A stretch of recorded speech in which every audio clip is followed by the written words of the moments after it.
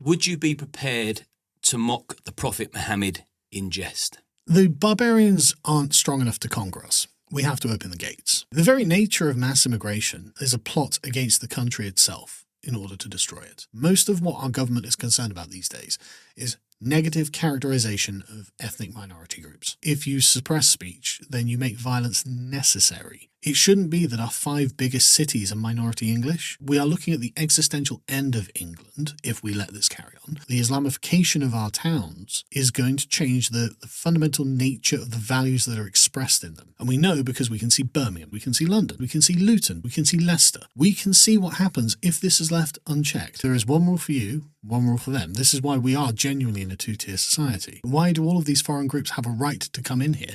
And the answer, of course, is they don't. If the answer to the question is immigration, why do we have so many problems? How would you make Britain great again?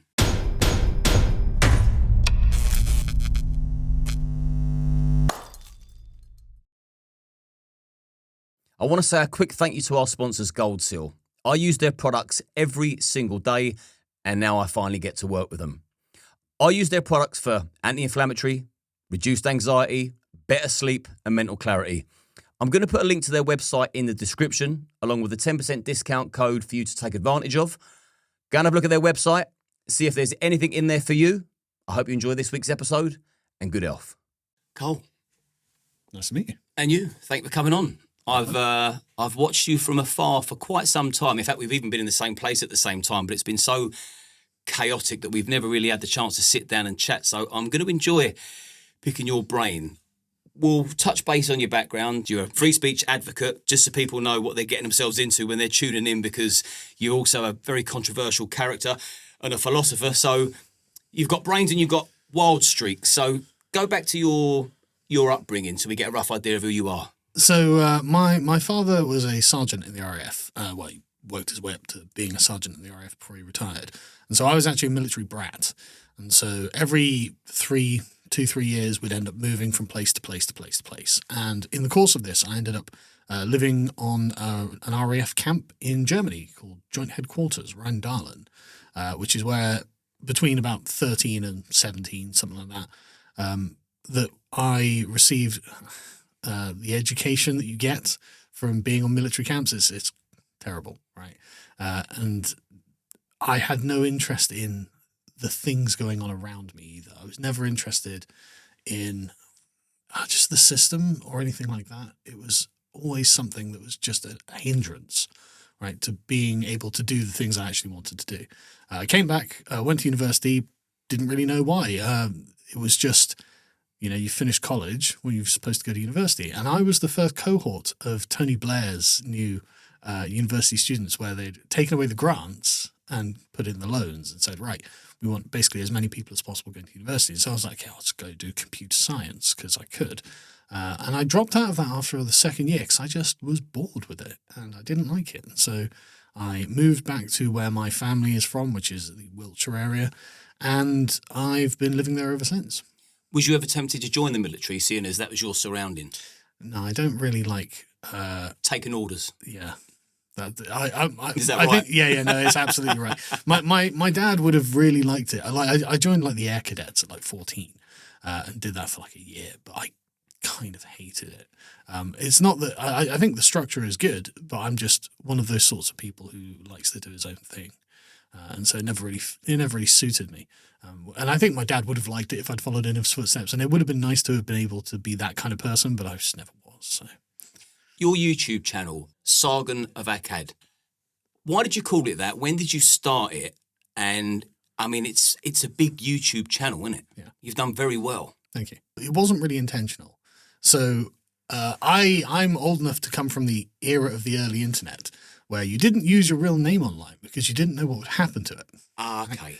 And so you would have just a gaming tag that you and your friends, you'd have like a persistent gaming tag that you use when you're playing various video games with one another.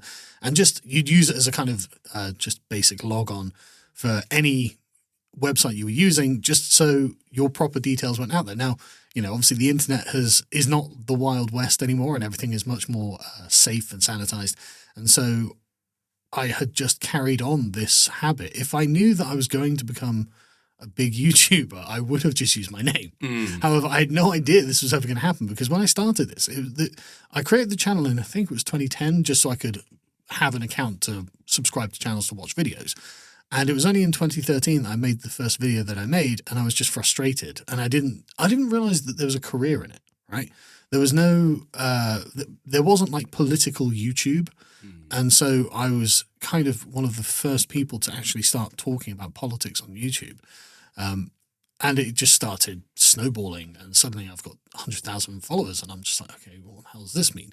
Suddenly I've got 500,000, and then suddenly I've got 800,000, and I'm on Joe Rogan, and it's just like, okay, this is a strange journey. And a lot of things happen to you really quickly that you don't really understand. And it's only in hindsight that you've got a clear vision of it. But yeah, so that's basically the brief journey. And Lotus Eaters is another channel of yours, which is your podcast. Is that right? That's correct. So Lotus Eaters is a website that I started because I got demonetized in 2019. And I was like, right, okay, so YouTube is clearly not a secure platform. And they had taken down loads of channels for people who, frankly, I just didn't think deserved it. The person who I think is the best example of this is Stefan Molyneux, who had a channel of comparable size to my own. And YouTube just took it down one day for spurious reasons. Because, I mean, he was a libertarian. He wasn't someone who was like an extreme radical who wanted to, do anything crazy. And for some reason, a narrative was spun about him, and they just took his channel down. So I was like, right, okay, I'm going to need some kind of website that people can subscribe to if they want, and I can provide content on there. Because if YouTube chooses to take me down, well, then that's everything that I have that I lose. And that's been really successful. And we do have a YouTube presence, a podcast, The Lotus Eaters, on there. But the sort of the bulk of the work that we do is on the website, and the sort of good intellectual work we do is on the website. And it's going really well. And when you're doing what you do, you've always got to keep your finger on the pulse. You've got to know what's going on, all the current affairs, what's trending in the news and stuff like that, which will bring me on to Adolescence. So I'm hoping that you've watched that Netflix drama. I have. Not documentary that 𝐃𝐨𝐧'𝐭 likes to call it, and now he's forcing it into schools. Well, I'm glad that you've seen it, because for a man of your caliber, I'll be very interested in to know what you think their agenda is with the whole adolescence thing, and also like your last impressions of it after you'd consumed it properly. So Adolescence is actually, in a way, it kind of is a documentary. And so I can understand why 𝐃𝐨𝐧'𝐭 repeatedly referred to it as a documentary, because the very purpose of fiction is to create a representation of reality that is based on a series of premises. So if we say, if things were like this, then this would be the logical result of that. And this is how these characters would respond to it. And Adolescence is saying, well, look, if the world is essentially like our world is now, and a young English boy murders an English girl, well, what would be the consequences of that? And that's something they kind of have to theorize, because it doesn't happen all that much. But this isn't, it's not an unfair thing to say that this is a genuine reflection of the way that our world is now. And what's really interesting about Adolescence is that everyone hates the country they're in. Everyone in there hates what they're doing. The police officer going into the school, where he's trying to find evidence that Jamie had murdered the young lady, I can't remember her name, and he's speaking to the students, and the students are so uncooperative. And as you're going through the school with him, you'll notice that the students are totally disrespectful to their teachers. The teachers have absolutely no authority. And the police officer comes out and goes, how can anyone learn in this environment? It's like, yeah, that's a great question. This is the product of essentially the kind of country we became from New Labour from 1997 onwards through the Conservatives and up till 𝐾𝐸 now.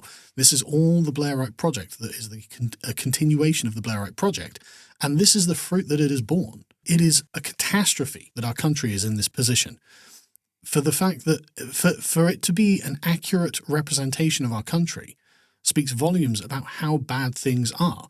When I was in school, if I had spoken back to my teachers, I would never even thought, but in the way, these kids are in adolescence just represented as just telling their teachers to shut up. They're just constantly on their phones, shut up, we don't care. And I'm thinking, Christ, if that had been me when I was a kid, I mean, the teachers were like, right, your dad's on his way, and I would have been in trouble, right? No, none of the adults have any real authority over the students. And you see this as a general sort of pattern. And the only way that they can end up controlling them is essentially through kind of emotional manipulation, which is what you see in the scene between Jamie and the psychologist woman, where it's a very, very tense interaction where she's just staring at, well, she's essentially, what she's doing in that scene is kind of cruel. And it really shouldn't be the way that anyone interacts with anyone, right? And it's weird that that's presented as the model of how things are in society now. And no one's happy. And the question is, well, why are you defending this order? Why is this the thing that Keir Starmer was like, oh, well, we've got to stop Jamie from doing whatever he's doing? It's like, okay, but what Jamie represents is the fact that young men are clearly not being well served by the way things are now. And this is why they're so afraid that young men will essentially collectively say, I don't need this system. I don't want this system. And actually, the powerful people in society, if they choose to be, are the young men. And so if young men begin collectivizing and saying, no, we're against your system, we're going to fight your system, then how do they expect to hold it up? How do you expect the high-vis diversity police to resist 500 angry young men who've decided, no, we're revolting. We've had enough. We're tearing this system down, and we are going to put something that Andrew Tate has brought into existence. We're going to bring that into reality instead. They know they don't have the physical force to stop that. If all around the country, tens of thousands of young men just start saying no. And so they're most worried about what has caused Jamie to go mad. What has caused Jamie to go and kill this young girl? And the answer is contained within Adolescence itself. Jamie was the victim of a persistent campaign of bullying online, led by the girl who he ends up murdering and all of her friends. And it's done in a really subtle way because it's done through emojis. So none of the adults understand the social media emoji game. There's a huge world of meaning contained in the symbols, 2 or 3 emojis at the end of the statements. And so the adults read the statements and say, well, that seems like a perfectly fine statement, but the context of it is changed through these emojis. And the police officer's son comes along to him and explains, look, Dad, there's so much here you don't get. And suddenly you realize that this is a completely different dimension to the concept of Jamie being an off-the-rails young man who doesn't fit into modern society. Actually, large portions of modern society have been empowered to essentially bully him into submission. And what they're worried about is that, oh, well, if young men reject all of this and decide we're just going to fight, and I'm not suggesting that they should do this, they're worried that this could happen, and what would they do if it does? And the answer, I think, is quite negative. It's not going to be good. And so this is why, fundamentally, what I think we need is a kind of massive structural reform in the way that we think about what it is to be a man and a woman. And I think the first step towards this reform has actually begun in the Supreme Court decision recently that declared that women are actually adult human females, because it is a good thing to have a gender segregated society, because in each area of life there are areas, of course, that you want to be unisex, that everyone can use. But there are also areas in which to be a man or to be a woman, the character of these two different ways of being are formed. And the point of modern society is to essentially erase these boundaries. And transgenderism is the sort of final form of that. If there's literally no difference between being a biological man and a biological woman, then there are no differences whatsoever. But this is a process that began years and years ago. So, for example, when I was like 13 years old or whatever it is, I was in the Scouts, right? And that was just for boys. And of course, the Girl Guides was for girls. But somewhere, I think in the 2000s, that distinction was abolished. But the thing is, we didn't consider what that did, because young men or boys being led by men is a way of informing the kind of character of the next generation. Education really is about passing down character. And so if you have young men who are led by women, well, the women can't teach the young men by example how to be men. Only a man can do that. And actually, by creating a unisex space or preventing young men from having single-sex spaces that are just for them, we are depriving them of that. And so in adolescence, at one point when he's being interrogated by the psychologist, she just flatly asks him, well, what does it mean to be a man? What is a man? And how can a 13-year-old boy have an answer to this? Of course he doesn't know, but he knows it when he sees it. And if he sees it in the justified male authorities around him, then he will live it regardless. And he will feel that there's a place in the society for him as a man. But one thing that we're shown throughout adolescence is the impotence of his own father. Now, you've probably seen news articles or discussions online talking about Jamie's father in adolescence and trying to critique him. But the problem is, Jamie's father is shown throughout the entire text to be the very model of a modern father. Right? He is present, he is considerate, he is sensitive to his son. I mean, when Jamie is first accused, the police officer leaves the room. He says, look, son, did you do it?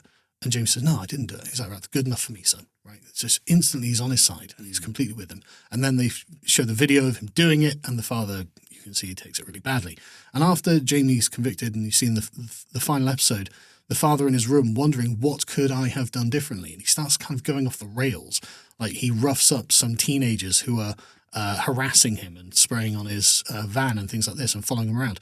And you can see he's kind of losing it, because what that's showing us is the limits to his authority as a father and the actual limits of what he is actually able to do. Things happened to his son outside of his control, where in previous eras, this wouldn't have been possible. If this was in your grandfather's day, everything would have been happening in the street. And so your grandfather could have just walked straight out there and been the adult man in the room, been the presence that would have calmed everything down. But that's not possible when it's all being done on the internet by either anonymous or whoever knows, how many people. And so the father is left at the end saying, what could I have done differently? And the answer is not really anything. He did everything to the best of his ability. And this is the problem that we have. The male, the sort of patriarchal role model has no power in this bureaucratic system. And you'll see, and it's very much like the film Joker, actually. I don't know whether you watched 2019 Joker, but Joaquin Phoenix's character is constantly beset by a system that just treats him as a nuisance, right? And it's kind of driving him mad. And if you look at all the people in the positions of power, a lot of them are women who are very happy to go along with a system that's very orderly, that requires you to just sit down and have conversations regarding your feelings. And it's the same thing in adolescence, where a lot of the positions of authority are by women, and the father is just not able to get any respect for his authority as the father. He's treated, again, like he might have been abusing his son or something like that, with suspicion by the authorities, rather than being assumed to be the person who is taking responsibility for his own son. So this whole thing is a big reveal about the problems with our system, with dealing with men and dealing with young men, boys, who are going to become men, and what men should even be doing in modern society. And the big fear that they have is that men will turn around one day and say, I've had enough of this. I've just had enough, and it's going to change. Well, two questions at the same time, I suppose, then. If we're going to talk about the direction of young men these days, who they look up to, who they aspire to be, who they want to be, even in states of confusion as they're going through the changes, puberty, etc., because we know that, kids are on the internet now far younger than they should be. Oh, absolutely. You mentioned Andrew Tate. In Adolescence, they made reference to Andrew Tate. So try and dissect the Andrew Tate phenomenon for me, which, it swept the world, not just the UK. And then incel culture comes into the whole play. What do you think there was? Do you think society or higher power created a space for Andrew Tate purposefully, or do you think Andrew Tate saw a gap in the market and thought, I can actually start parenting your own children from my phone? The latter. So we are essentially in a feminist-run society. Everything is created and dictated according to the doctrine of feminism, as in there can be no spaces only for men, and actually we're starting to get spaces only for women back, but primarily to knock down the old boys club, which is men's clubs, Boy Scouts, things like that, things that were just dedicated for men. Well, that's a form of gender discrimination, which it is. And so to be non-discriminatory, we must allow girls into these spaces.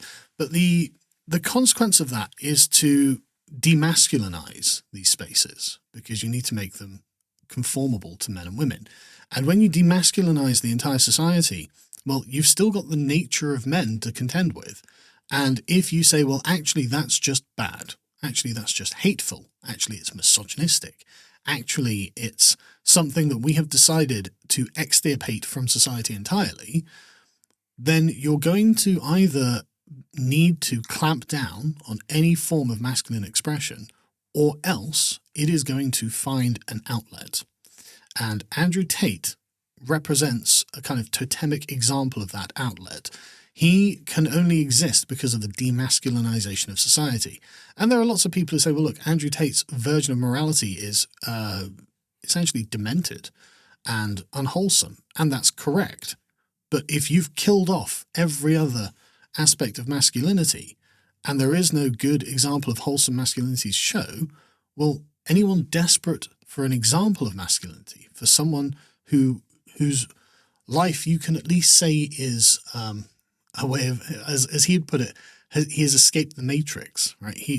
A way of getting out of the feminist and feminized system to claim something like a traditional, even if it's a hollow facsimile of a traditionally masculine life, then that's going to come up. That's going to appeal. And I mean, people don't realize just how phenomenally famous Andrew Tate is. Andrew Tate is orders of magnitude more famous than any one of our politicians in this country. Like more people, more young people will know who Andrew Tate is than Keir Starmer, for example, or Boris Johnson, or Nigel Farage, or whoever.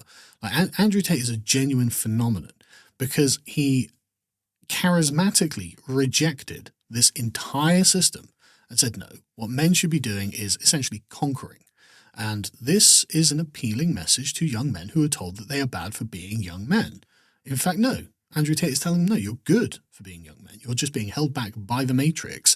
Wouldn't you like to escape this? Wouldn't you like to live in a society that actually valued what you are, the intrinsic characteristics that you have? What a surprise. That's been a hugely popular message with young men. And so the system is terribly afraid. They're like, oh my God, if these young men decide they're going to just walk off the plantation and turn themselves into little barbarians, what are they going to come back and do to us? Like, yeah, well, what are they going to do? And what's interesting is the way that Andrew Tate is addressed in Adolescence, actually, because all of the young people know the kind of doctrine of Andrew Tate. And the term incel culture has been, again, this is something that was created, essentially, not created, but popularized by feminism. So very online feminists would find very niche subcultures, which we call incel. And what this is a contraction of involuntary celibate. So men who can't get girlfriends, basically, and who are virgins. And these young men would spend their time on these forums critiquing their own looks. And because they think for some reason that getting women is about looks, and if someone looks like me, I can tell you it's not. It's genuinely about your charisma. I think you look well. Oh, thank you. I appreciate that. But for the people listening rather than watching. But the thing is, I've my whole life I've basically always been fat, but I've always had girlfriends because it's not about the way you look. It's about how you carry yourself and how you act. But these young men become pathologically obsessed with the way they look, and they've got whole very well laid out sort of dogma themselves. But that's not what Andrew Tate represents, because Andrew Tate obviously is a womanizer, right? He's not an incel, and he isn't appealing to those people. And what has happened is the feminists have said, well, look, incel doesn't really mean involuntary celibate. That's why you'll be called an incel for saying, hey, don't young men deserve something, even though, you don't fit the criteria at all. So I get called an incel despite the fact that I'm married and I've got a bunch of kids, right? How does that work? Exactly, right? But what they're using the term incel to mean, they use it as a catch-all signifier to mean someone who is interested in defending the interests of men against the interests of women. Because feminism is the political advancement of what they perceive to be women's interests. Now, there's a bigger discussion about whether this is actually in the interests of women and whether women even ever wanted this, because the feminists have always been a massive minority of women in total, and most women have always actually rejected what feminists have asked for. But they view themselves as advancing women's interests, and they view themselves as advancing them directly against men's interests.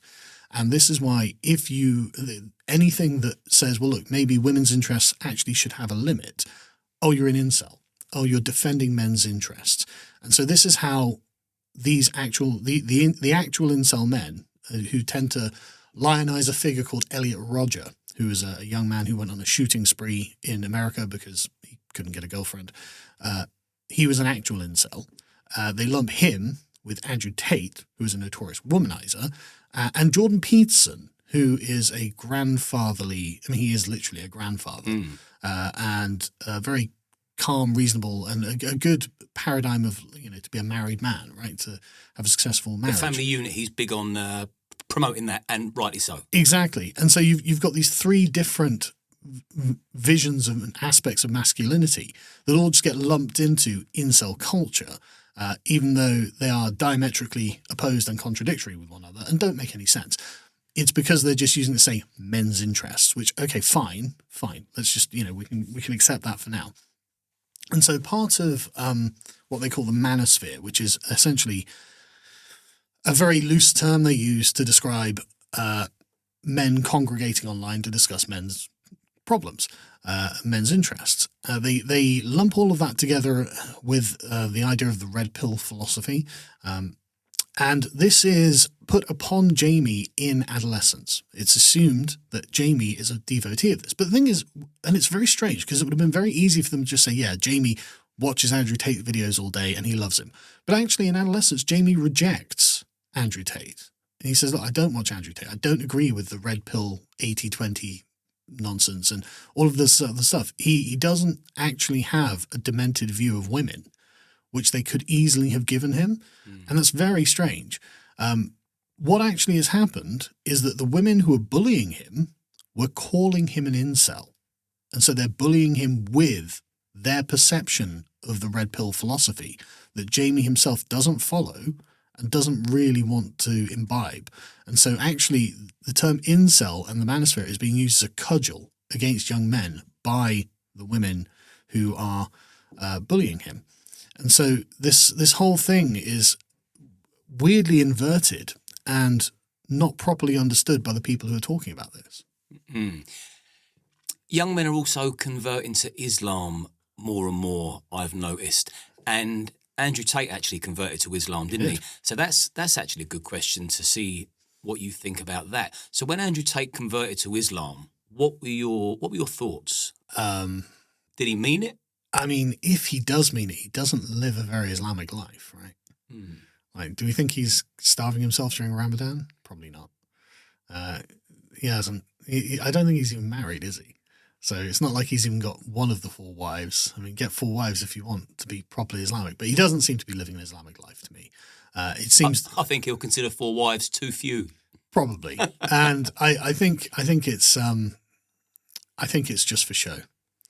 I don't think he's really a Muslim, but I don't know him, so I don't know. What amazed me was spectating that. I mean, and it's a big thing what he done, because like you said, he's world famous on an astronomical level beyond most people's comprehension. He was most Googled man in the world at one stage, ahead of Donald Trump, Elon Musk, and all the massive figureheads of the world. So for him to do, I mean, with great fame comes great responsibility. So it must have been well thought out, whether it's strategic or whatever. But like you quite rightly said, he doesn't live the life of a Muslim man. He has a dog, for example, which is haram.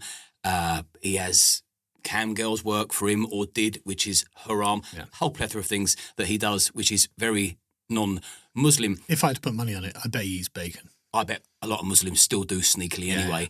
But what I was astounded by was the amount of Muslims that gravitated towards him and accepted him irrespective of his haram misdemeanors. What does that tell you about the Islamic community? Or I suppose, young Muslim men maybe, because I'm not sure that many adults would follow Andrew. I'm not sure many adults would want their daughters watching Andrew, and I'm sure most probably wouldn't be that keen on their sons watching him. Certain things he says, outstanding. His motivational get up and go, roll your sleeves up, work, no excuses is great. But the terminology, and this is nothing I wouldn't say to him because I would love to have him on my podcast, but I was raised by women. When you was talking about feminists, I was going to segue that into where were the feminists when women were allowed to box. Trans women who are men were allowed to box actual females. Where were the feminists there? So I sort of lost myself in my own thoughts there, but bringing it back round to Andrew and a lot of Muslim men gravitating towards him, what did that tell you about them? Islam seems like a male supremacist religion to me, and it does everything it can to offload the personal responsibility that men, I think, ought to shoulder themselves onto the people around them. The best example is how women dress. If women dress in a certain way, then essentially they are provoking the men to do whatever. And so the idea of self-restraint has been offloaded from me onto her, and therefore she has to wear a burqa or a abaya or whatever else it is. And all sort of the dictates of Islam seem to be around making sure that men are the primary consideration in social life, and everyone else has to bear the burden of that, which I think is actually a bit unfair. I don't actually think that women ought to have to dress in a bin liner or whatever it is that they dress in. I think this is totally alien, and I think it's basically immoral, and I don't really respect Muhammad as a prophet. So I can't say that I'm terribly impressed with the kind of habits that Islam inculcates into men. And I'm not surprised that many of them were attracted to the deformed view of masculinity that Andrew Tate is promoting.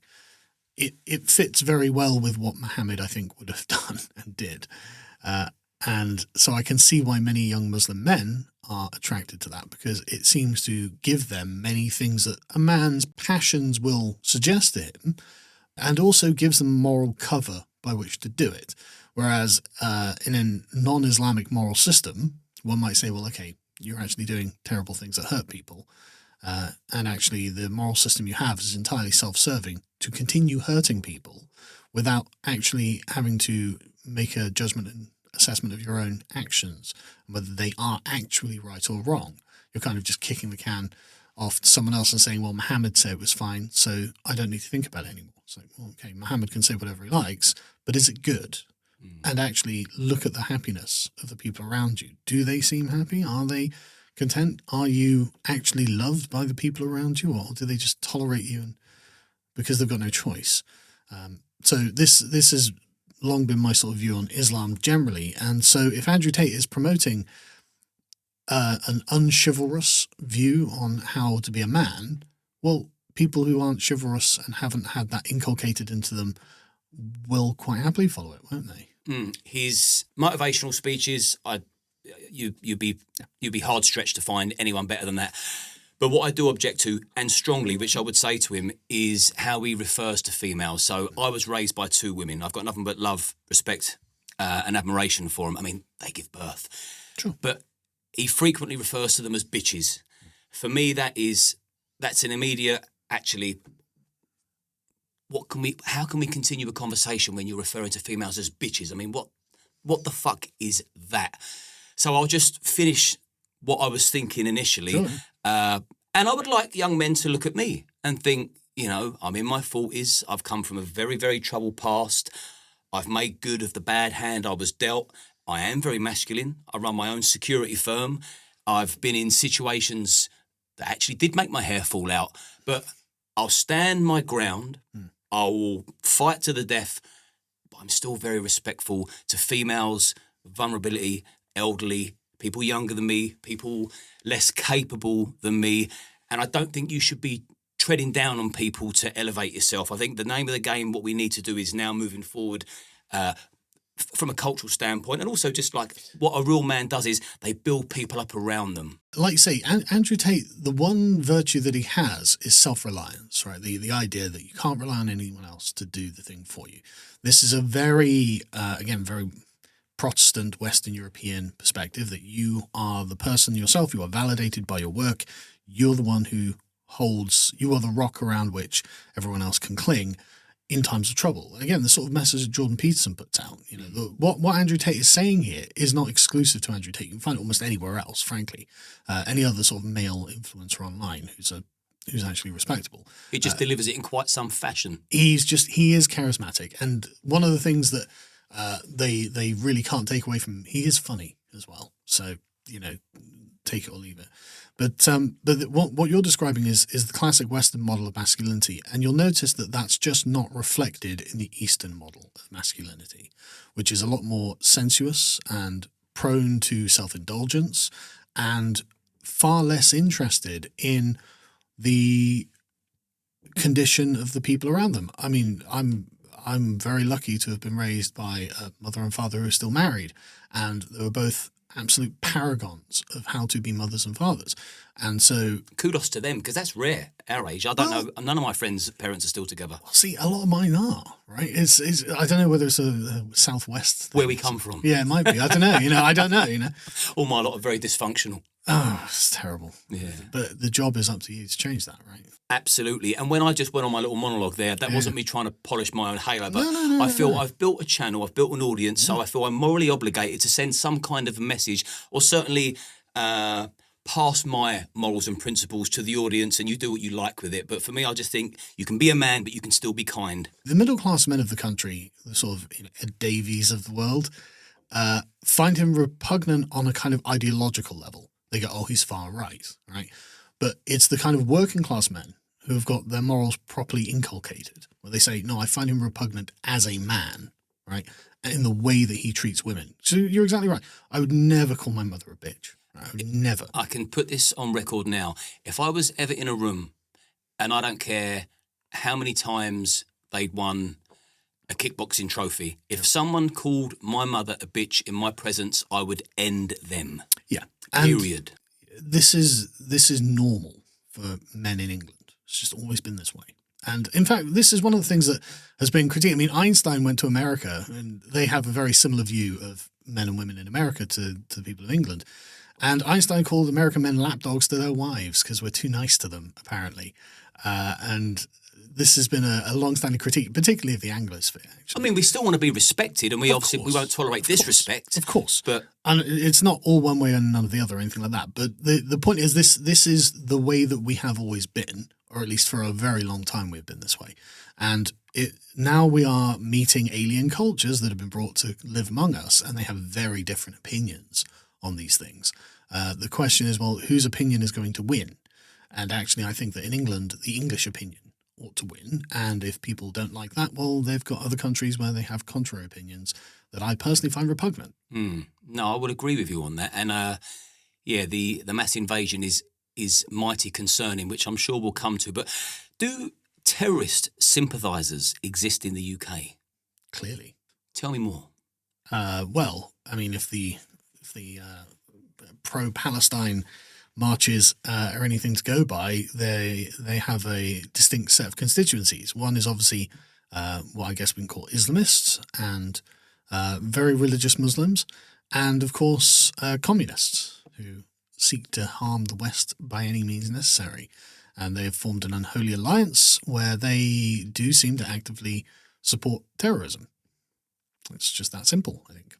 That alliance I still can't quite get my head around, despite having multiple conversations about it, scratching my head, looking at it from all different angles, and I don't understand how that unholy alliance has become an alliance. Like what shifted? What happened for Islamists and communists to combine, at least for now? Because surely that's got to backfire on them both.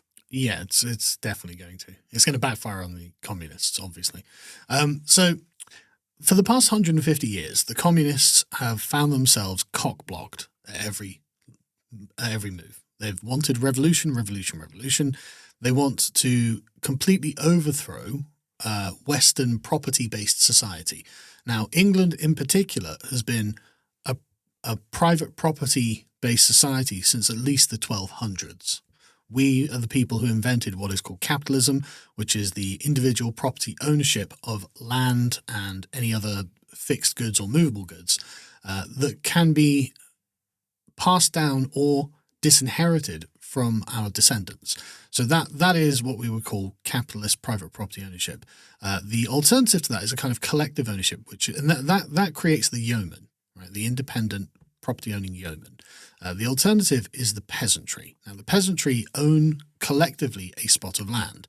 So a family owns a piece of land, and no one member of the family is able to disinherit the rest. So in peasant societies, you don't get an active land market, whereas we know in England there was an active land market since at least 1200. But I suspect it actually goes back a long way before that. It's just we don't have records for it. Because I don't really think the English have really changed their way of life very much in about 1,000 years. But anyway, so in France, in Russia, in various, basically all around the world, India, China, the peasant economy is the most common one. So you have a family or a group of extended families on a particular piece of land, and for generations and generations and generations, they farm this land, give a percentage of the produce to their lord, and so essentially the world order is feudal, and it had been since the dawn of time. After the fall of the Roman Empire, the Germanic tribes move into Western Europe and a feudal order begins to emerge. Except in England, where we didn't really have feudalism and serfdom, what we had was, well, English yeomen. And so by the sort of 15th, 16th centuries, England was considered to be basically the one free country. So the nature of property is deeply embedded in the English common law system and the English psyche, right? Like, if I've earned something, it's mine. Like, it's mine. And you, like, it sounds like trite to say it, but actually a lot of people don't agree with that. Like, the Chinese don't agree with that. They believe more in communal ownership. The Russians, the various people around the world, they like in Europe, the idea of express property ownership is actually not common. And so what this does, however, is it means that if I work really hard and my neighbor doesn't work really hard, I get a lot more out of life than he does, and that is a dramatic inequality. And so the communists have always said, well, look, we need to abolish private property in order to create equality, because we are committed to this as a primary value. Well, that's all well and good, but I actually don't want to have the things I've got taken away from me. And as an Englishman, I'm committed to my property. I want my things that I have earned, and rightly so. And so the communists have been kind of, so you can see why in somewhere like Russia or China, it's a lot easier for them to undertake a communist revolution. If they don't have a long history of individual private property ownership, and in fact you have a common history of communal ownership, well, a revolution to create communal ownership actually is a lot more palatable and makes a lot more sense. And it comes with much more dire consequences, as Russia and China showed us during the 20th century. It becomes very much more difficult to do that in the West, in England in particular, in America and the rest of the Anglosphere. It's not something that we want. It doesn't suit our national character. And so the communists have basically been cock-blocked by this the whole time. So they're just dyed-in-the-wool ideologues. To them, this is a religious mission. And what they want is for us all to be the same. And they even back in sort of John Lilburn's day, you had people like the Diggers who were essentially proto-communists who were like, no, we just need to level everything. I mean, they literally called them the levelers. We need to level all property so everyone has the same. But that was never the philosophy that won out. You instead had the sort of Lockean property rights view of liberalism that has created the modern Western democracies that we have now. So the communists are frustrated, and they have been frustrated for 150 years by the fact that Western society just is not going to become communist. Right? We've just got no interest in it. Nobody wants it. It's not going to happen. The revolution isn't coming. And they've been very frustrated about this for a very long time. Generations and generations and generations of communist thinkers have sat there and gone, right, why isn't the revolution coming? Why is this not coming? And they settled on the idea that, right, the society itself is too strong. The society itself needs to be destroyed or weakened, so that, because we can attack the state, but even if we attack the state, the people will say, oh, well, no, I like the law, the common law that protects my property. So I will fight for the courts. I will fight for the government. I will stop because the example they use is in Tsarist Russia. The state is particularly weak. The society is incredibly weak. Like there's no confidence in the fact that the place is governed well, because it wasn't. Nobody particularly was prospering under the Tsar. The country was essentially a kind of narco state where the Tsar had a monopoly on vodka production and kept the peasantry drunk and indolent. And this is unhealthy, deeply unhealthy. Whereas in the West, you have lots of well-to-do people working very hard, earning their own money, owning their own property, and they didn't want to give it up, unsurprisingly. And so the communists have spent the last 150 years saying, right, okay, no, it's not just the state, it's the society itself. So what can we do to weaken the society? Well, everything that we see about modern leftism is an attempt to weaken society. Feminism begins with Marx and Engels, where they say, look, we need to abolish the family because the family is the source of the capitalist ownership and production. If fathers can pass down their property to their sons, then their sons are automatically bought into a system of private property. And therefore, we need to break the family up. Women are domestically oppressed. If they get to be housewives and keep nice homes, well, that's a form of capitalist production and oppression. So all of this needs to be broken apart. So the very nature of men and women's interactions has to be attacked. And that was what feminism was for all throughout the 20th century. And they've been very successful about that. If you look at marriage rates now, you can see just how successful they've been. And this has detrimental effects to the children. The children who are born outside of wedlock just have a slew of negatives throughout their entire lives, right? They are much more likely to get into trouble. They have lower IQs. They have less educational prospects, less chance of actually doing what you've done and pulling yourself out of this slump and getting on to a respectable way of life. Why would you want, if you wanted a healthy society, to encourage all of this? The answer is you wouldn't. It's deeply irresponsible.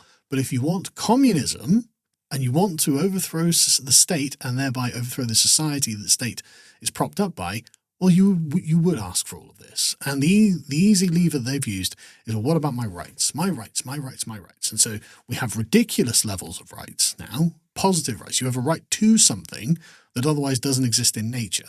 And so they've leveraged the liberal view of rights, which is I get to be left alone by the government, to I get to have an education. I get to have healthcare. And I mean, Jeremy Corbyn wanted broadband to be a human right.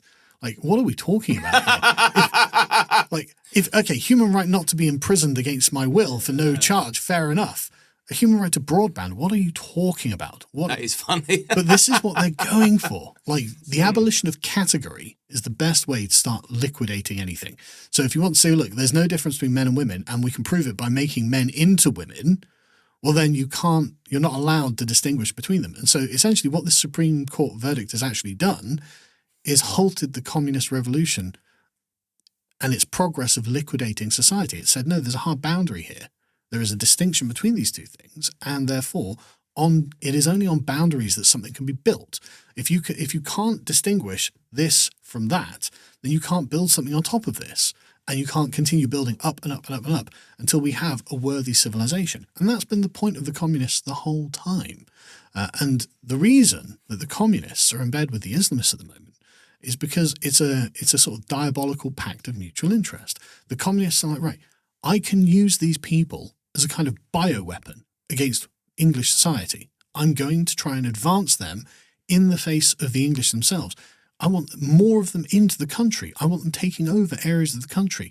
And what are they going to do? They're going to help destroy the English capitalist society that exists there. And the Islamists, of course, are like, I'm going to Islamize England.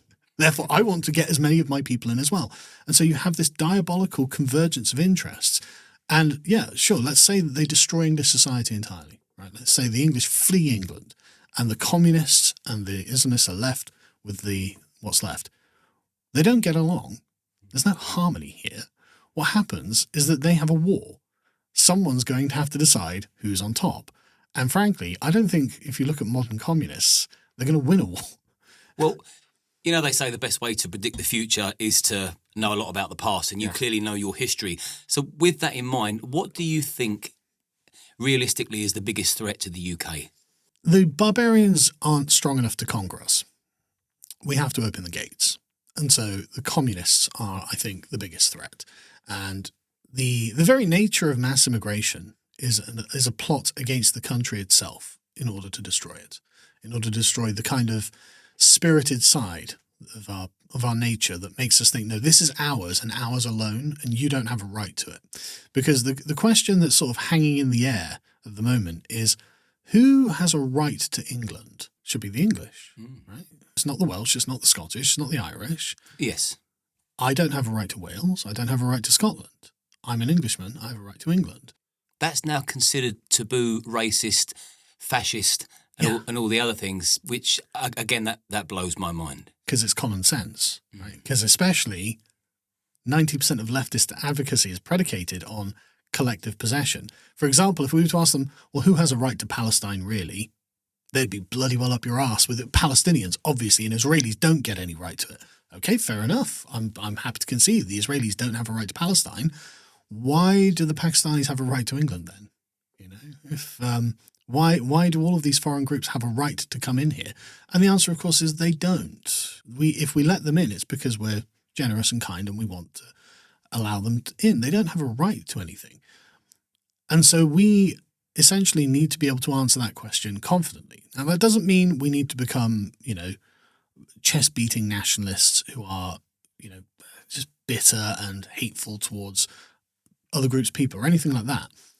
But underpinning all government policy has to be the notion that, the Scottish have a right to Scotland, the Welsh have a collective right to Wales, and the English have a collective right to England. And if the English are looking at the state of England at the moment saying, look, we're not happy about this, it shouldn't be that our 5 biggest cities are minority English.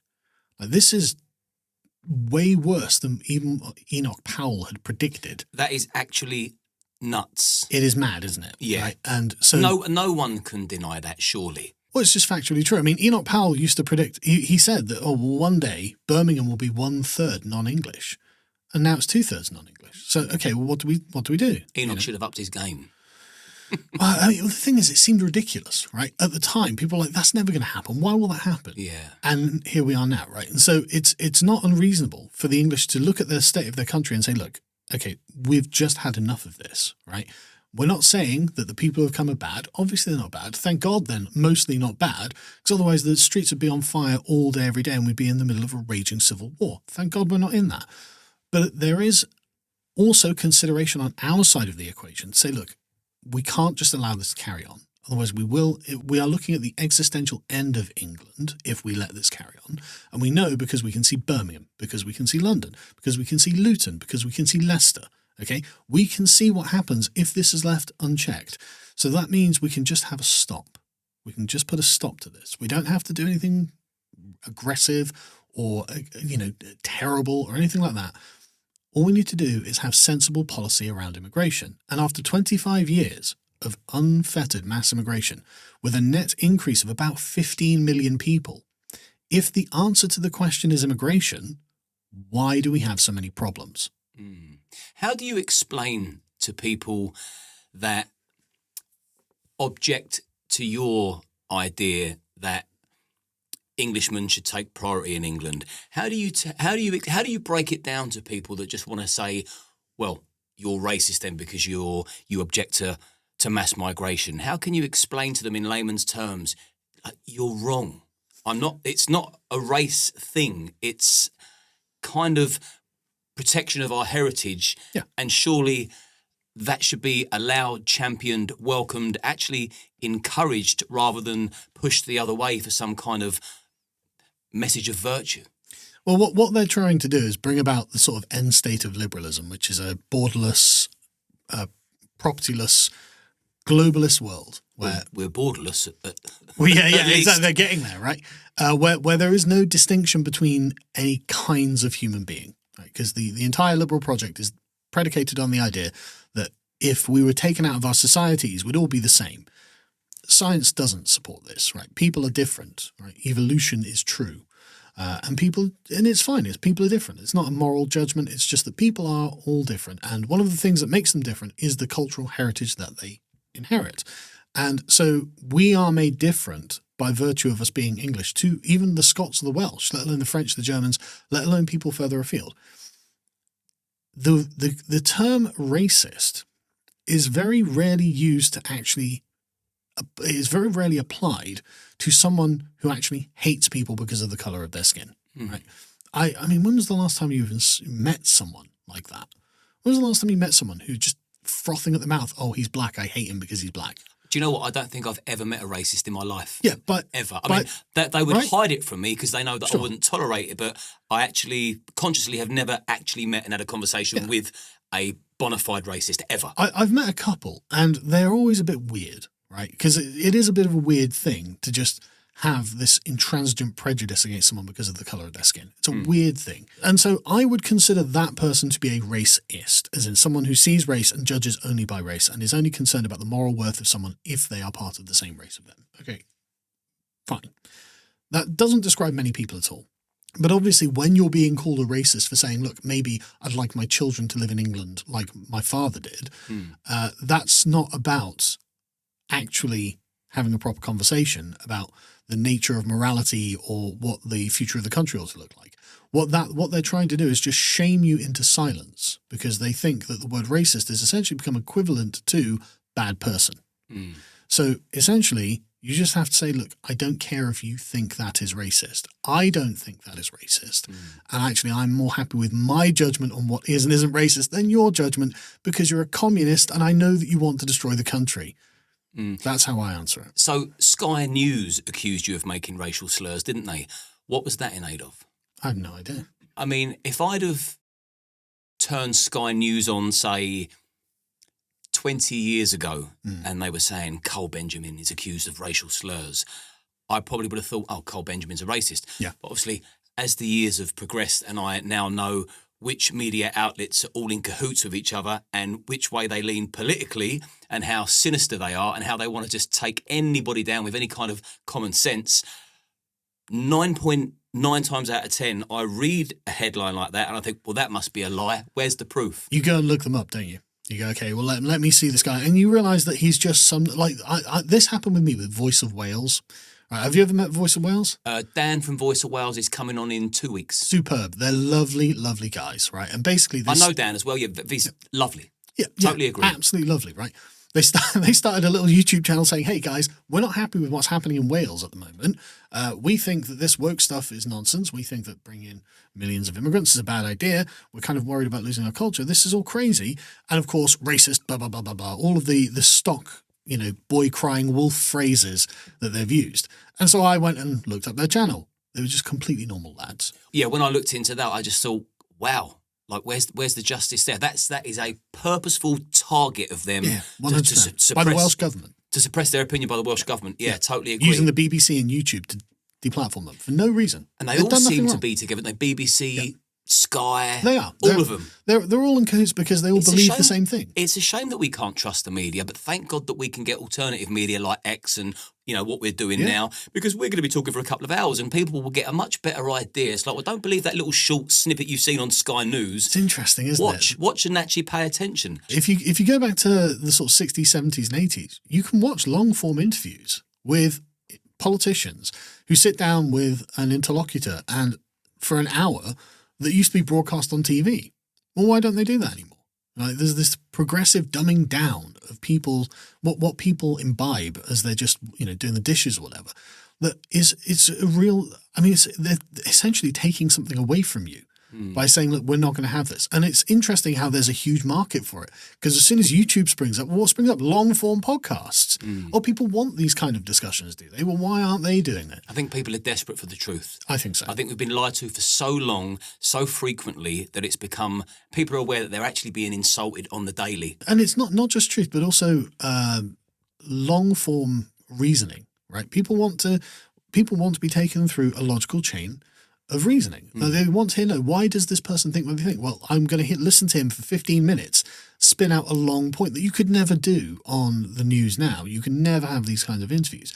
And it's like, well, do I agree with his reasoning or not? I want to critique what that person has said and how they got to their conclusion. And I might agree with it. I might not agree with it. But the point is, it's about respecting me to let me hear that. And so if you take that away, what you're saying is you're only worthy to be propagandized. Boom, boom, boom, boom. Trump evil, Tommy evil, Sargon evil, blah, blah, blah, Liam evil. And it's like, okay, look, I want to hear their opinions, even if they're evil. I'll be the one who makes the judgment. I don't need you making the judgment. I don't need the media making the judgment. I make my judgments. That's what being a man is. Yeah, that's actually, it's a perfect point. I'll be the judge of what I find evil, offensive, right, wrong. Yeah. So moving on to free speech, because I know you're an advocate for that. So recently we saw Keir Starmer in the White House with Trump and JD Vance. And bearing in mind, previous to that conversation in the White House, Keir Starmer had just jailed umpteen people literally for online speech, which he considered hateful. But then he's in the White House saying that he's proud of the free speech in Britain, and long may it continue. I mean, it was one of many lies that I've heard drip from his mouth. And I do use the word drip explicitly. Everything that comes out of his mouth is just like bleh. It's like no substance, no meaning, no depth, empty. Doesn't really care, does he? But what did you think when you saw Keir Starmer in the White House with Donald Trump blatantly lying about free speech in the UK? I was kind of impressed at how slimy he was, actually. Because Keir Starmer doesn't come across as very bright. Touché. Right? He doesn't come across as very bright. And so he doesn't come across as the kind of guy who has a lot of sort of inner monologue, right? So he thinks, right, how will they think? And then how do I react to make them, to give them the best impression? And so he came off kind of impressively slimy, because I thought Keir Starmer would be a bit block-headed and just say, oh no, we lock up people for that in Britain. But instead he just lied through his teeth like a serpent. Like, oh, I didn't think you had it in you. Didn't think you were like a Peter Mandelson. I thought you were just an idiot. It turns out you're also evil. So yeah, no, I was kind of impressed that he managed to persuade them that we do, because we don't. We absolutely don't. And the thing is, they know that we don't. So it was kind of crazy how he would just go and lie through his teeth. But yeah, no, we don't have free speech in this country, which is a real shame, because since we invented the concept of free speech, we invented the concept of limited government, and the rights, human rights, are literally based on the rights of Englishmen. Like the rights of Englishmen were that the government would have to give you a fair trial, and that you were entitled to certain things in objection to what the king or the whichever kind of governor you were looking at would want. And this is what this is what Magna Carta is about. This is what the English Bill of Rights is about. This is what the American Revolution is about. This is what all of these things have led up to. And for some reason now, we are imprisoning people for things that they say. Well, I know you're going to give me a really good answer to my next question, and I'm just going to sit back and soak it all up. I hope so. Free speech. So, how important is free speech? What is the consequence of not having free speech, and where do you draw the line with free speech? So historically, democracies were considered better than the alternative because they guaranteed free speech. Because the very nature of being able to make an informed decision meant that you had to be able to have a plurality of views, ones with which you personally vehemently disagreed, but you had to accept, even if you didn't respect them, you had to respect the right of the person to be able to voice them, because contained in their right to voice them was your own right to voice your own opinion without being molested by the powers that be. Now, this seems very straightforward and it seems very fair, and yet, for some reason, we have arrived in a position where essentially it's totally inverted. In fact, you have very controlled speech now. If you speak outside of a very narrow band, particularly in regards to characterizing groups, most of what our government is concerned about these days is negative characterization of ethnic minority groups. Who cares? I mean, if I were to make a negative characterization of like the Sikhs in Britain, not that I would, because I quite like the Sikhs, but if I were, what difference would it make? What happens? Nothing. And yet I would be getting a knock on the door. Excuse me, Mr. Benjamin, you posted this on Facebook and we've decided that's hate speech and you're going to jail. I'm like, oh, okay. And so what we can see is essentially the primary strength of democracy, which was the free speech and the ability for us to actually make informed political decisions because we knew that we would be able to say what we liked and hear what we liked, has been taken away from us. And so we've arrived in a position of managed democracy where the only things that are allowed to be said is an increasingly more narrow band until you have a very, very stultified political culture. I mean, if you watch BBC, ITV, Sky News, any of them, you'll notice they all have the same opinions. Like, it's all the same opinions. And even Nigel Farage is moving into this, I'm holding the same opinions. We can't alienate Islam. We can't do mass deportations. Like, okay, so where do I go for a sort of political opinion that's outside of the consensus? And the answer is, of course, social media. Thank God for social media. This is what pamphleteering used to be in the 17th century. Like the kind of, you know, the radicals who are not even the radicals, but just the people outside of the consensus. Like, no, I think this is correct, actually. And so we've got a very, very narrow band of opinions that come from the ivory towers. But down on the ground, it doesn't represent the reality. Right? And this is what free speech is for, is to make sure that the people on the ground outside of the ivory towers get to have their voices heard. And again, if you don't do this, you're not a democracy. It doesn't matter whether you can vote or not. If you are voting on... if you are voting without all of this information that you actually need to make an informed decision, who cares what you vote for? Like, if it literally could be, there's just no point in voting if you only know A or B, where C, D, E, and F might also be completely valid perspectives, but you're not allowed to even hear those. And the people who do speak those truths, well, off to jail with you. So that's the why free speech is important, because without it, essentially your country can be hijacked. And that's what I think has happened. We have been hijacked by what I guess we'll just call them the globalists, for lack of a better term. But everyone knows what I'm talking about, right? Keir Starmer, Justin Trudeau, Joe Biden, the Ursula von der Leyens, the sorts of people who want an international liberal order, who don't respect national borders, who don't respect national cultures, and who don't really respect the will of the people in these countries, versus the populists. And can suppressing free speech lead to violence? Well, you don't have anything else other than speech, do you? What's the only alternative? Well, the only alternative then is violence, if you want to be heard. So if you suppress speech, then you make violence necessary, unfortunately. And this is one of the reasons I'm so much in favour of free speech.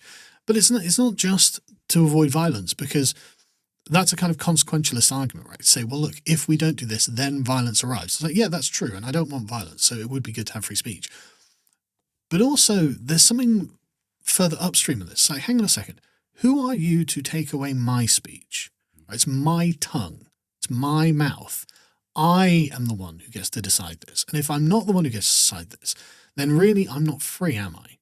Really, I'm kind of, in some way, a thrall of yours. In some way, I am subject to you. That actually is not something we agreed on. When did we agree that I was going to be restrained from being able to negatively characterize people on the internet? I didn't agree to this. You know, and if we're going to have a conversation about, I don't agree to this. No, it's my right to speak is intrinsic to me. Do we agree with that or not? And if they don't agree, well, okay, well, this is a much bigger problem than I thought we had, right? It's not your tongue in my mouth. You know, it's mine, and I will use it as I choose. And if I don't get to do that, then we need to have a proper conversation about why that's the case. And I actually think that anyone would lose that. Which requires free speech in itself. It does. But, I mean, how could they possibly win that? They say, look, I'm going to control what you say. Well, where do you get that authority? Why should I imbue you with this authority? So it's ridiculous. They're the same people that would call you a fascist. Exactly. And so it's one of those things where it's like, if you just start laying it out from its basics, you realize they can't make any claim to the things you say or to any authority above you, because they would just be claiming what you possess as their own. And it's like, sorry, no, it's mine. It's not yours. Is there a line, though, with free speech? Is there a line that you, even for you being an advocate, is there a line where you think, actually, I can't cross that line? I mean, no matter how far it is. So I think that it is sensible that if someone is openly inciting violence, that we can carve out an exception and say, look, we're not going to allow that, because we want, in a democratic society, if we are going to commit to resolving our problems through the ballot box, then it's an easy thing for us to all agree to, that violence is not the way that we deal with our problems. And I think everyone does agree that that's the case. I think that's pretty universally accepted. And so advocacy of violence rather than political democratic action, that I think is something that we can fairly and logically carve out of what is and is not free speech, because you are using violence to suppress someone else's speech. for a start, or to suppress their rights for a start. But also, you don't need violence to be able to properly articulate your own political position. You can do that without threats of violence. You can do that by just explaining yourself. So I think that that is a perfectly acceptable carve-out in a democratic society, just being pragmatic, if nothing else, right? But principally as well, you can make that as a proper carve-out. But practically everything else other than that, I think, should go.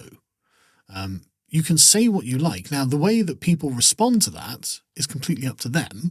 Like the idea of free speech is freedom from consequences. No, I want consequences when I speak. I want you to hear what I'm saying. And I want you to respond to that. Otherwise, why would I speak? I'd just go out into a field and speak, like that if I wanted no consequences. Obviously, I want people to have a reaction. What I don't want is for the state to arrest me for having a contrary opinion to the prevailing dogma. And that's what we mean when we say we want freedom from consequences. It means from the government interceding. But obviously we expect society to have some sort of reaction to the things that we say, otherwise we won't bother saying them. So I think everything up to the point of inciting violence is probably should be legally acceptable, even if socially it's not acceptable. Offence and hurting feelings, I don't think should play a part whatsoever. Also I know that now, if you was to say something that hurt my feelings and I deemed it as hateful, I could actually go to the police and complain and they would have to act on it, which is utterly ridiculous. But for me, because I'm pro-free speech, I'm also pro other people's free speech, even with opinions that I don't agree with or actually loathe. You can say what you want to me. It's your prerogative as far as I'm concerned. And if it hurts me, it hurts me. Who cares? It's not a crime, in my opinion. We've got to remember these values are parochial, right? They belong to us in this place, in this culture. Many other cultures just do not share this opinion, right? Blaspheming is something that, and again, the idea of religious toleration, very English perspective. Like you didn't get that. I mean, we had hundreds of years of religious wars over the interpretation of scripture throughout the sort of 16th, 17th and 18th centuries, before in fact. It's England uniquely that begins the process of toleration that then spreads to other places. So we feel this is obviously quite sensible. Obviously, I can have my opinion. You can have your opinion. And if you don't like it, well, that's too bad. That's not the opinion of most people in the world. The Chinese Communist Party doesn't agree with you. Vladimir Putin does not agree with you. The mullahs in Iran do not agree with you. They all have they don't believe in free speech because this is not one of their values. Their values are parochial to them. Our values are parochial to us. And in this way, we've got to understand that basically all cultures are completely different. And the only thing that really differentiates whether we approve of them or not is the kind of culture with which we were raised. Are these the values that have been inculcated into us since childhood? For us as Englishmen, yes, they are. We agree with these. But am I surprised that Anjem Chowdhury doesn't agree? No, because why would he? Why would he not have a different opinion? Am I surprised that, the communists in China don't agree? No, why would I? Of course, they're not like us, And so understanding that these distinctions are real and actually have an impact on the true beliefs of the people that are raised in these societies, it is something we have to come to terms with, right? Because it was very easy in the early 2000s when we had like a very homogenous culture to say, well, all people are just the same. Everyone's just the same. I mean, they'll just come here and just be just like us. And then you've got Stacey Dooley watching the Freedom Go to Hell Muslims marching through Luton in 2011 going, what the hell is this? Yeah, that was unbelievable. Unfortunately, it was completely believable. And actually, it's a really common Islamic opinion. Retrospectively, it is believable now, but at the time when I was first new to that, I found it unbelievable. Now it's like, well, of course. But that's our naivety, thinking that our totally agree. Yeah, that our English parochial experience of life was somehow universally shared. No, not at all. And we didn't think to vet any of the people we brought across. Because there are lots of people who leave Islam who are like, no, actually, I like the Western values. I've made a conscious choice. Let me live with the Western values. I will, fight and support this. Like people like Maya Tusi are a great example. Absolute crusaders for the values of England and the West a bit more broadly. We could have discriminated. We could have said, we're going to take in those people who renounce Islam and not taking the people wearing the burqas, not taking the people wearing the thobes or whatever they call it, the big beards, and who, beat their wives. We could have chosen not to take those people in. But instead, our political class decided, well, they're basically all the same, aren't they? And so now Stacey Dooley has to just be like, what's going on here? And we have to deal with the fact that the Islamification of our towns is going to change the fundamental nature of the values that are expressed in them. And so you can't really just go to these towns and, speak freely, because you'll get a reaction that you would have got in the Middle East. Do you know what ever happened to Stacey Dooley? Because it's almost like she's just disappeared off the face of the earth. She was doing such great work, and then I just don't see her anymore. I actually don't know. Maybe look her up on Twitter or something. Stacey Dooley coming from Luton as well. I know. Tommy Robinson. Same with Andrew Tate. They get some characters from Luton. Yeah, 24 hours in police custody is pretty much based there. Tommy Robinson then. Yes. How can we not segue into Tommy after speaking about Stacey Dooley and Islam taking over Luton? Is Tommy Robinson a net positive or a net negative for the UK? I mean, I'm a bit biased because I quite like Tommy. But there must be a reason why you like him. Yeah, there is. So I realise that I've got quite a nice middle-class accent, but most of my family is actually very working class. My dad worked hard to get into sort of the lower middle class as a sergeant in the RAF, right? He grew up he began his life in a caravan and grew up in a council estate, and then joined the RAF after school, and just for 25 years worked his way up through it. And so I got the advantage of that, but a lot of my family didn't. And so they also grew up on council estates. And in Tommy, I see much of my own family because they're good people and they will be there for you if you need them, because being a family member of theirs is more important than other just ancillary concerns. And I see this as this is just the English working class. We've been like this for a long, long time. And yeah, we're rough, and the law is often not the final word on morality, for many people, but that doesn't make them bad people. That doesn't make them unworthy. And that doesn't mean they get to be dispossessed of their country. And that doesn't mean that they can't improve either in those areas where they have been deficient morally and where they've done things wrong. Like, for example, Tommy Robinson, was it mortgage fraud or something? Back in the day where everybody was self-certifying. Exactly, right? It's one of those things where, yeah, it's a crime, but I'm not going to be like, oh, that means he's morally beyond the pale. He's not the Yorkshire Ripper. Exactly. He knows he shouldn't have done it. He got caught. Well, you get what you deserve, right? But on the other side, it does take a remarkable amount of bravery to stand up and do what he is doing. It would be so much easier not to do it. Because I understand he was a successful property developer, right? Mm-hmm. And so why give all of this up? I mean, he's been made bankrupt, right? He's now divorced. He's got nothing. He's in prison. He's currently in solitary confinement. Rumour has it he's funded by the Jews. Well, someone needs to be funding him because, I mean, like, this doesn't look like a pleasant series of events to have to go through to me. And I'm not going to say that he hasn't made mistakes or anything like that. He has, of course he has, but that's not really the point.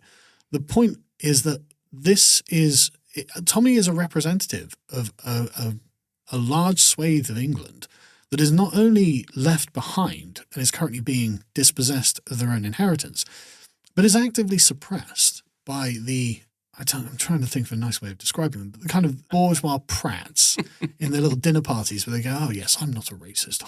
I hate that Tommy Robinson. It's like, you don't live cheek by jowl with these people. You don't know what you're talking about. He does. You did. A lot of these people, a lot of working class do. And doing the best you can in the face of this is all anyone can reasonably expect. And so to say, no, look, actually, this has to stop. Something has to be done, especially raising the issue of the grooming gangs. What was it, back in 2009, something like that? Long before it was popular. And he ran with it.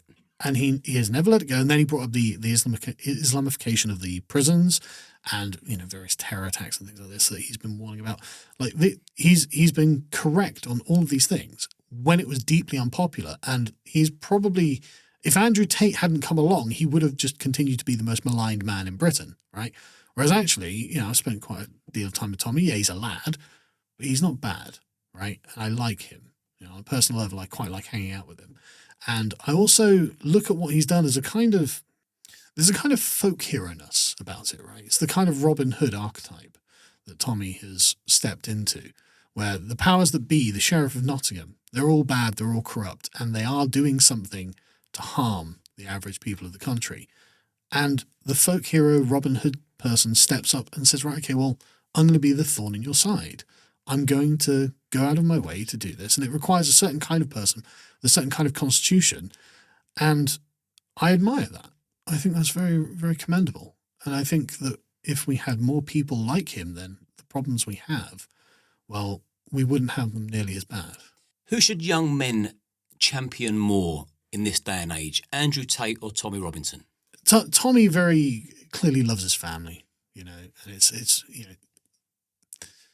I've noticed that a lot of the people I speak to now are dads. I'm a dad, you're a dad, right? Like Tommy's dad, like we're all dads. Andrew Tate claims to be a dad, but I really doubt that he spends a lot of time as an influence in his kid's life. And I've noticed that a lot of the dads in the world are starting to look around and go, oh, this has to change. This has to change. This can't go on like this. I think, so men of our age, Yeah. 4 or 5 year time, we're going to be 50. So I think we're okay. We're going to be okay. Yeah. We could quite easily just stop talking about things, stop being inquisitive, just let it all ride out because it probably won't affect us that much. It's the fact that we've got children, I believe, is now the driving force, because what's it going to be like when we leave them behind and go to the other side? Yeah, I'm deeply, deeply worried that the world we're leaving them behind. And the thing is, they are beginning to understand that things probably ought not to be this way. The world is actually quite strange if you think about it. And they, like the other day, my son asked me, and he's the most lovely boy. He was just like, Dad, why are there so many Indians here? He's not racist. He's not exclusionary. Most of his friends are Indian, but he was just like, why is that the case? And it's like, well, I didn't give him a good answer or anything. I try not to impose politics on him, obviously. But, it's just like, look, if even he's noticing at this age, and it's just a casual thought to him, well, where's he going to be in 10 years' time? It's not surprising that so many young men are just going to the right, really far to the right. And again, this brings us back to the adolescent thing where they're really worried that young men are just going to like, no, we've had enough, and it's like, yeah, we could head this off at the pass by just giving a bunch of ground on where things are now. And that would be the sensible thing to do. Instead of stigmatizing people, instead of saying, look, you're not allowed to want these things, actually maybe conceding that these things are owed to these people. Right? We owe our children a safe world. We owe our children. Like one of the things that drives me crazy is the notion of freedom. Oh, children need freedom. No, they don't. They need discipline. They need order. And authority. Yeah, they need order. They need to know that where the boundaries are and that tomorrow is going to be just like today. The boundaries are here. You can do whatever you want, but you just can't cross the boundary. And if you do, you know what comes down on you. And then they'll be like, right, and tomorrow will be exactly the same. So now this is you figuring. I'm so glad you say it. They need discipline and authority. Oh, 100%. When dad speaks, they need to listen. Absolutely. And it goes right back to actually being a proper responsible father and protecting them, because if they get used to ignoring your voice, even from a very young age, one day that child could just go and run into the middle of the road. And when you shout out, Sebastian, because they're so used to ignoring your voice, they carry on running, they die. Yep. They need to understand that the father's word is the law, but the father also has to be a responsible, admirable human being. So it comes back down to accountability. It's individually. At 100%. And it does crack me up that my wife can yell at my kids and they will kind of ignore her, but I've got the dad voice. She doesn't have the dad voice, and you can't summon it either. You can't just do it. It comes, I don't know why it does, but and I can see, some of the kids freeze. It's like, yeah, the thunder has come out now, so you will stop. That's needed and necessary, and we need to accept that that is a part of the lawful authority of the father in the household, right? Like we need, and this is what Adolescence was saying, like showing with the father at the end. His lawful authority as the father has been taken away. And so he's like, what can I do to stop this? There's nothing you can do because you are no longer the proper authority over your own son. And that's the problem that we have. Now, I mean, I don't even know how we walk this back. This is going to be an incredibly difficult thing to have a conversation about. And it's so obvious that the powers that be have just got no interest in talking about this. They do not want to entertain this because basically what they're going to have to admit is that, oh no, what we were doing was wrong. So actually we're bad people. How has woke culture crept in? I'm sure you've examined that as well. I'm sure you've put woke culture under the microscope. So how did woke culture creep in, and when did it start creeping in? Because I'm sure before people realised it was creeping in, it was in.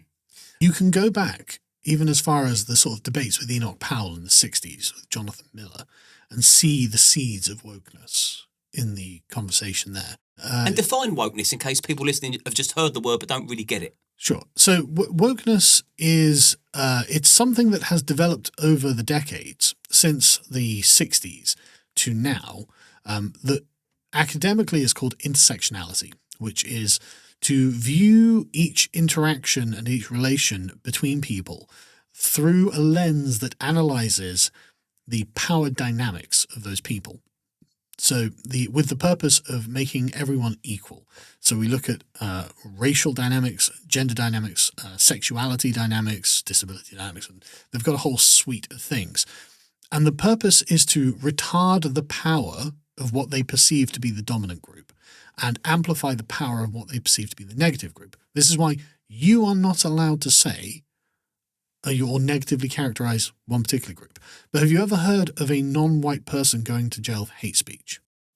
No. No. So this is a law that expressly is applied to the white majority of the country. And it's to protect and raise up the non-white minorities of the country. And so there is one rule for you, one rule for them. This is why we are genuinely in a two-tier society. They don't get, I mean, like the grooming gangs would have been the most archetypal example of hate crimes. Like these were done on ethnic and gender lines. They were white English girls, and that's why they were easy meat. That's why they deserved what they were getting. And yet not one of them was prosecuted for a hate crime because they were brown, frankly, is what it comes down to. And so the woke authorities look at that and go, no, we need to begin levelling the playing field because we want a complete and concrete equality across all things, which means immiserating us and promoting them, even if this results in manifest injustices. And so the beginning of this culture, you can see it in its seeds in the 1960s. And I think there's the Race Relations Act in the 1980s, which begins to properly instantiate this in law. And then and so by the early 90s, you'll probably remember the term political correctness started percolating into the discourse. Yes. And at first people kind of thought it was funny. You got like Roy Chubby Brown making jokes about it. But that means it's kind of legitimate. That means it's kind of, it is a power in society, and we look at it and, put ourselves in contradistinction to it. And then by the time of Tony Blair, you get political correctness put into law in the Communications Act and various other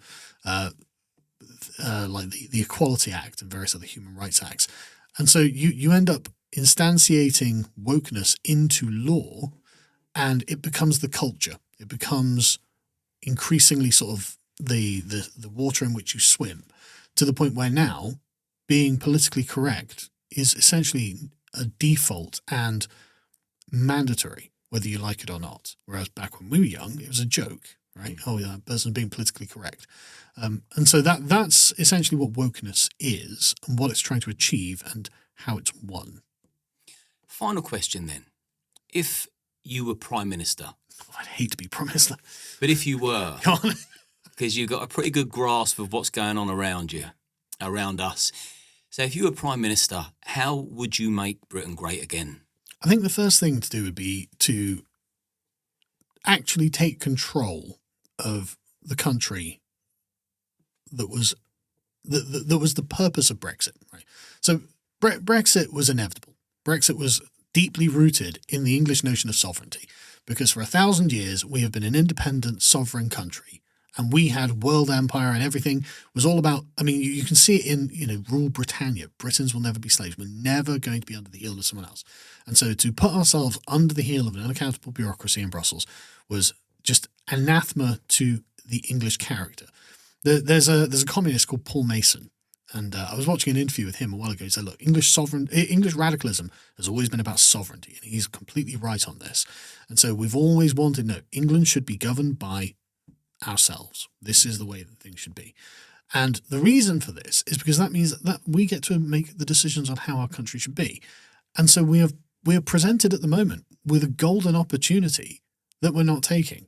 Now, in this country, corporation tax is 25%. Right? Now, that's just literally shaving a quarter of all of our profits off of all of the businesses in the country and giving them to the government so the government can redistribute this money to people who probably don't deserve it. So, okay, that was being flippant, to be honest. But the point is, you could be flippant. This is retarding our economy, right? But this is also making us deeply uncompetitive. Now, when you combine that with the fact that we pay the highest energy rates in the world for anything, we are an island made of coal.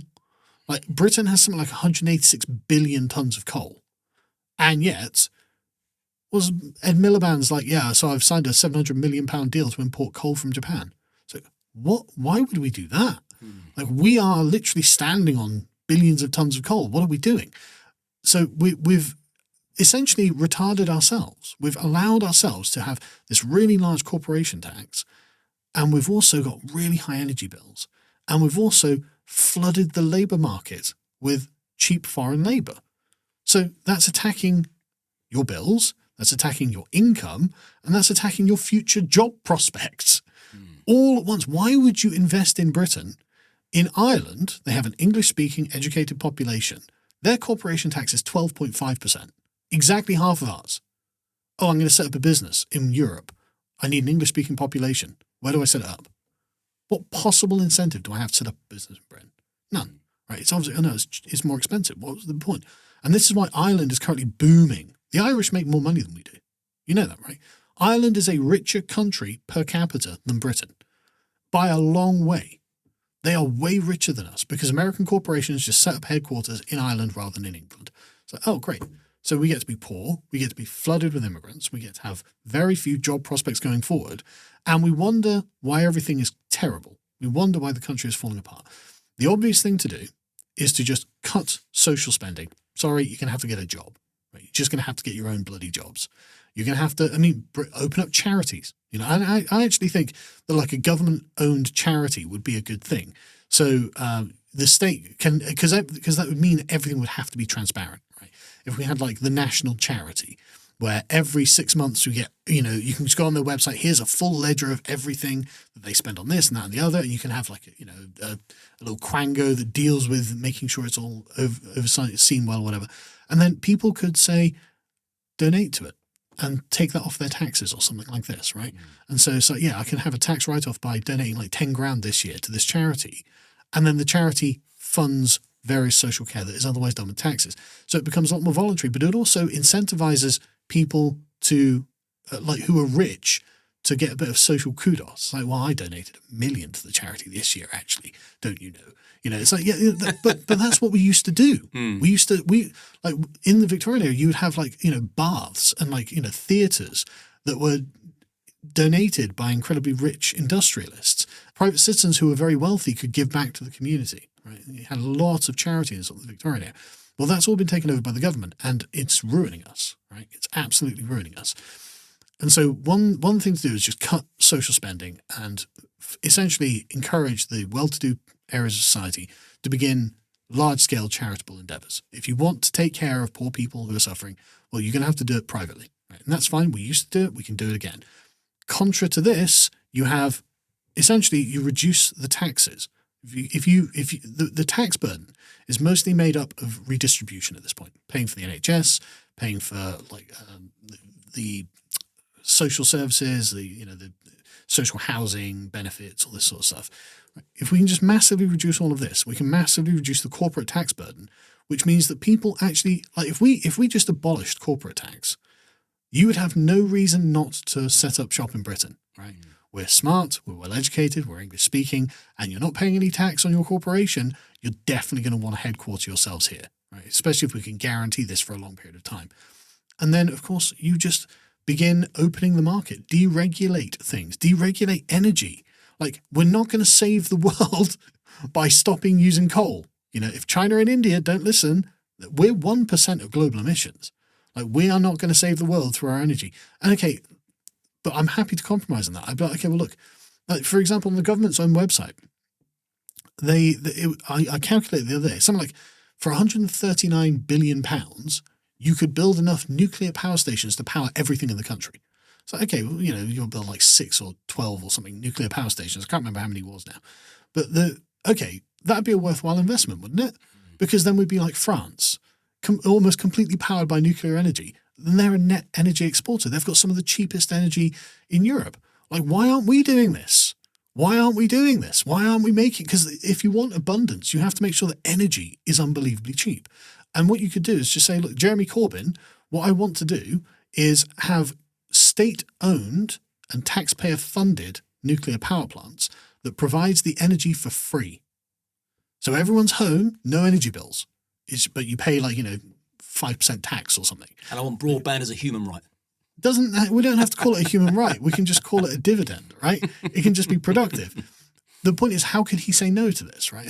But it would be sensible, and suddenly, if you've got zero tax and you've got incredibly or free or cheap energy, well, why wouldn't you want to set up a business here, right? There would be no reason not to set up a business, and suddenly the economy, I think, would skyrocket. But I'm not an economist, so I don't know. I mean, maybe some economists can come along and tell me why that would be a bad plan, but I think that would be a good idea. I've got a wild card for you. Go on. I miss comedy. And there's things that we can no longer joke about. I mean, I could write a list as long as my arm, but recapping on the things that we've discussed and what you've spoke about, the wild card question is this. Would you be prepared to mock the Prophet Muhammad in jest? I mean, yes, but not in public, because I value my head. Where would you do this mocking? I mean, probably in a pub with some mates, but I wouldn't do it in public because I know the kind of people who'd react to that, and I know the way they'd react. But you don't think, let's just say, any religion is above ridicule? No, me neither. Are you atheist? Yes, but regretfully so. Okay. The very final question, because we have to wrap it up now. The thing is, I could talk to you all day, and I'm already looking forward to when you come back, because I will definitely ask you to, because I think no matter what happens throughout the course of time, there's going to be a lot of things that you're going to have a very, very interesting perspective of, and I'll be delighted to again spend another couple of hours with you picking your brain. But I asked you an atheist, and you said regrettably. I'm an atheist with goodwill. I do want Christian values restored in the UK. Yeah. So do you think Britain needs more Christianity or more atheism? Oh, I think it would be better with more Christianity, by a long way. The problem is people just don't believe. That's the problem. They genuinely don't see a need for it in their daily lives, and they don't have the kind of souls that are moved by it now. It's just not part of modern culture to these people. So I don't see it. I mean, it'd be nice if it were to make some sort of comeback. And I'm as we were raised in a completely irreligious culture, which, okay, great. But that means that I don't really have that sort of religious longing in my own soul. That if it was there when I was young, it's withered away now. And I think a lot of people are like that, actually. So, yeah, I think, I would. I mean, it's the traditional religion of the country. It's what made England what it is. England was founded as a Christian nation. The Anglo-Saxons, when they came over from the continent, they were pagans. And by the time of the reconquest of England from the Vikings, the English had been Christian for 100 years. And it was Aethelstan the Glorious, Alfred the Great's grandson, who ends up finally becoming the first king of England and driving the Vikings back into the sea. And he is a Christian, and so England is founded as a Christian country. And in fact, one of the reasons Alfred thought the woes of the Vikings had been brought down on the English is because at the time the English he thought were being insufficiently Christian. And so what he did is something that 1,000 years later caused the Reformation, which is he had the Bible translated from Latin into Anglo-Saxon English, which is a absolutely radical thing, because for the next 1,000 years, the Catholic Church was like, no, this is our book. We interpret it for you. But Alfred's thought was, no, everyone needs to read this. Everyone needs to read this to understand why we're strayed from the path of God. And so he translates it 4 times into Anglo-Saxon and sends it around the country and said, no, read this. I want in the vernacular, which is a crazy perspective, so much in advance of what actually happened again nearly 1,000 years later.